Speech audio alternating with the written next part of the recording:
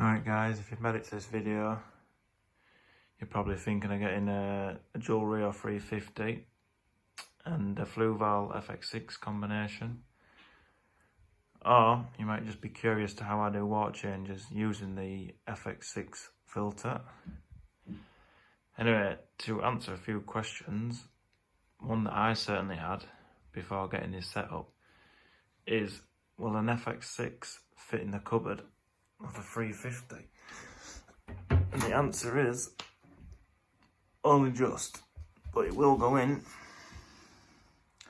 and you can see it has got a bit of clearance. You put it in like that, it will slide in, slide out quite easily. Bear in mind it's a big filter and quite heavy when it's full, but you'll have to notch out the lid like that. Yeah, it looks a bit butchered, but to be fair, when it's closed, it ain't too bad. That's the only way you can do it with a Rio 350, I'm afraid. You probably noticed that I don't have the internal filter that came. Yes, I did cut it out. I used a Stanley knife blade. It's just stuck to the glass with silicone. But up to you, you have to be careful. I think it will void your warranty if you do that. But I wasn't too bothered, to be honest. I didn't want it in, didn't want the hassle with it. And I wanted the FX6, which, while on the subject, is a smashing filter. Powerful. You can see this sand that I've got at the moment doesn't really have any poo on it. And I'll be honest with you, I haven't done a vac, gravel / sand vac, for about 2 weeks. Just a combination of catfish sifting through the sand and the powerful filter. Just keeps it clear. Alright guys, if you want, I will show you how I do a water change with using the Fluval FX6. Alright then, so how I do a water change on my 350 litre tank, Juwel Rio 350, I actually use the FX6 to drain the tank, and then I pump in dechlorinated water that's at the same temperature. I'll show you how I do that now. So first off, you want to shut the valves off, like so, and you turn it off. Then you're going to want to drain a little bit out, because don't forget this is full, and it's pressurized as well. And what we're going to do is we're going to take that off and put a little setup, and I'll show you. So what we've got here is, I bought a spare one of them from Amazon. I think it is about £20, but it's worth it in the long run, because if you think about it, you're going to be doing a lot of water changes.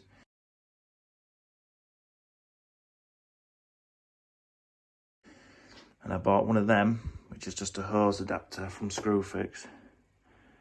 If I can, I'll put the link in the description, because I think there's 2 different sizes.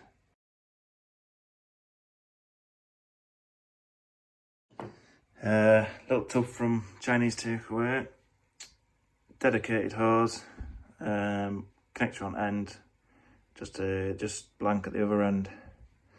So what we do next is I want to take this little bad boy off. Sorry about the filming, camera's broke. Let's use the phone, one hand. Put tub under, and then set it draining. It's a little bit slow, but you can go flick kettle on, I suppose. What we'll do is we'll take 2 of them out, and then that'll drop enough water so we can take that off, which is obviously the outlet pipe. And hopefully we won't spill any water then, because we've relieved the pressure on some water. What I will say before I forget is, whenever you're opening that, if that isn't on, and it's got a straight airflow, it will come flying out there. So you just need to turn that like right back and open it slowly. At the moment it's fully open and it's coming out slow because there's no like air gushing through. Alright, so that's the second tub, nearly full and drained out the filter. Remember, they want to be closed off, so you drain the water out the filter and not the tank. Right, we'll go empty that and then we'll get on to the next stage. Alright, and we're back. So we need to, you might as well leave that empty tub, leave it under there because you're going to use it again in a minute. Pull this off. See, no water spillage. And then push on your little contraption. That's it.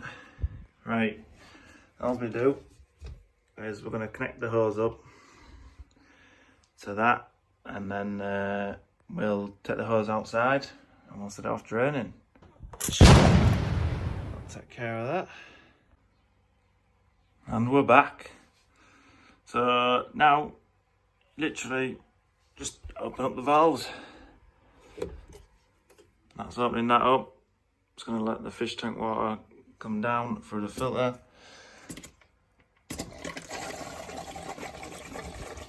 And outside. So at the moment, that is literally draining through gravity. You can turn the pump on and it will drain faster, but I like to leave it off for the moment, and then I'll go around all the glass, cleaning the glass, and give everything a good wipe and whatnot, and then I'll turn it on then to drain it a bit quicker. Don't forget, you only want to be doing 20 to 30% water change. So what I like to do is just drain it 20%, I don't know, down here somewhere, and then I'll go in with like a gravel vac or sand vac in my case. Move that ship because I've got a bristle nose pleco in there, so it's a bit minging in there when you move that. And then just have a gravel vac, and that's that. So I've drained about 30%, probably a little over, but be all right. So you want to shut the valves off, which I already have. I beat you to that. And then before we release anything, just like we did previously, you're gonna have to drain a bit out. Otherwise, when you take that off, you're gonna get a little leakage. So just ease it in, fully open.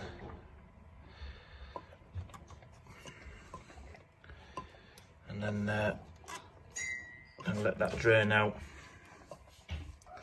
Again, just do one or two tubs. At least this way you're not siphoning into buckets and bucketing all the time. If you were to undo that hose now, air would go gushing down and through, and that would fly out, and I'm speaking from experience here. So when we do come to taking the hose off, we're definitely going to shut that, and then we'll just open it gently to a nice steady flow. Alright guys, so I'll see you in a sec. I'll let it do its business. So we've emptied one of them now. Funny enough, as me telling you about water squirting out and going everywhere, I actually nearly forgot about that. So it was very close to the top.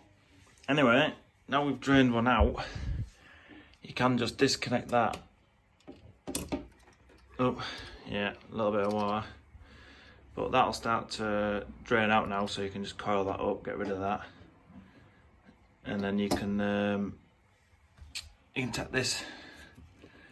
And what you can do is, if you want to drain a bit more water, just open that up, so that'll let air in, and then you can open that up. See how it's coming out a bit quicker now. And just gently open it up. and then we'll let a bit more drain out. That'll probably do. Right, and then you can take that off. So there's none spill out now, you see. And then make sure you put that one back on. Don't forget that.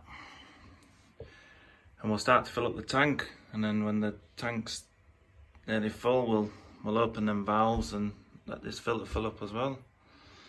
Right, so because I'm filming with one hand on phone, I'll get it all set up and then I'll show you how I go about filling it up. Don't forget you need a cup of tea. Oh yeah. Right, so to fill it up, got this set up.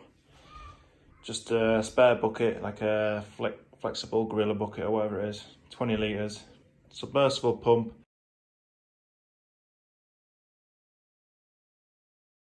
I think it's about £10–12 off Amazon. I'll put a link in description if I can find it. Got the hose on, just a clamp on there to make sure it don't come off. And then it's just the other way around now. So you can see it dangling in there. Don't forget when you do a water change to turn your heater off. Or don't drop below the line, which I nearly did. Always forget about that. So literally just filling the bucket up, got a spare thing in, get it to about 20, if you can see that, 24, 25, that's what's in the tank. Take that out, bit of dechlorinator in there, prime's good. You only need about 6 drops for a builder's bucket. Once it's dechlorinated and to temperature, obviously, you just tip it in there and let the pump do its work.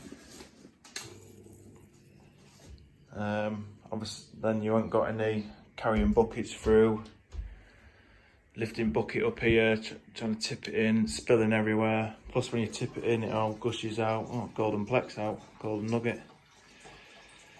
It's a nice steady flow, you see.